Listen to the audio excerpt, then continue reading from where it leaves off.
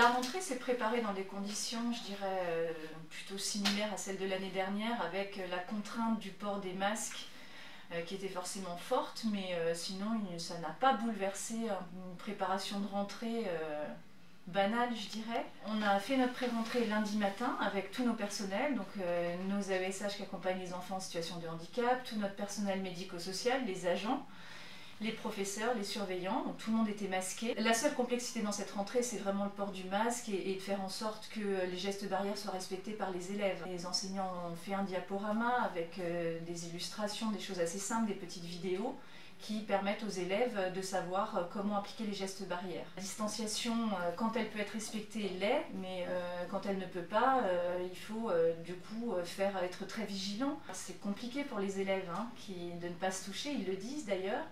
Mais c'est des habitudes à prendre. Pendant la récréation, on évite les brassages d'élèves. Pour l'organisation de la cantine, ce qui a changé, c'est surtout le port du masque pour la circulation. Depuis qu'on a repris lavage des mains, désinfection des mains. Et depuis septembre, donc, on complète les tables, il n'y a plus de distanciation à table. Quand il y a beaucoup de monde, c'est compliqué de laisser les 1 mètre dans la file d'attente. L'année dernière, nos élèves venaient dans des classes à effectifs allégés. Cette année, les classes sont à nouveau au complet. La signalisation, elle reste dans certains endroits, mais dans d'autres, on l'a enlevée parce que dans la mesure du possible, on fait en sorte qu'il y ait la distanciation, mais quand on ne peut pas, eh bien, on ne la fait pas. On emmène nos élèves beaucoup en voyage, en sortie. Là, c'est remis en question. On va privilégier le local, les sorties à Châlons. Là, notre ville propose quand même un certain nombre de visites et d'activités.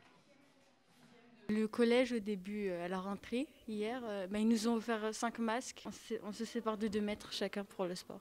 Le gel hydroalcoolique et le masque suffisent, on est 2 par table comme avant, mais on doit éviter de se toucher, de prêter du matériel. Pour les cours, les professeurs vont essayer de reprendre quelques parties qu'on n'avait pas vues pendant le confinement. Et non, après on va enchaîner direct année sur notre année de 3e. Le matériel sanitaire, tout ce qui est masque, gel hydroalcoolique, c'est financé par le collège.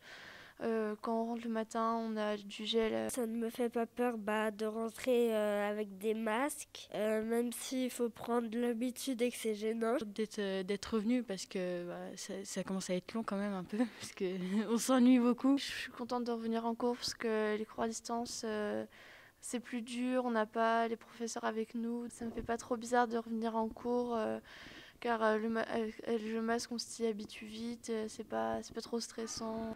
C'est triste, je trouve, pour les adultes et pour les élèves parce que les émotions passent quand même beaucoup par le visage. Des sourires aux élèves pour les rassurer par exemple et on n'a pas l'impression que ces sourires sont forcément vus. Alors déjà nous avons retrouvé tous nos élèves, donc c'est une belle satisfaction. L'émotion de retrouver nos élèves, de se retrouver aussi les uns avec les autres a été importante hier et avant-hier et c'est ce que je retiens de cette rentrée finalement. J'ai l'impression que leur préoccupation c'était de retrouver leurs copains, d'avoir un bon emploi du temps, de redécouvrir finalement le collège qu'ils avaient quitté. J'ai le sentiment qu'ils sont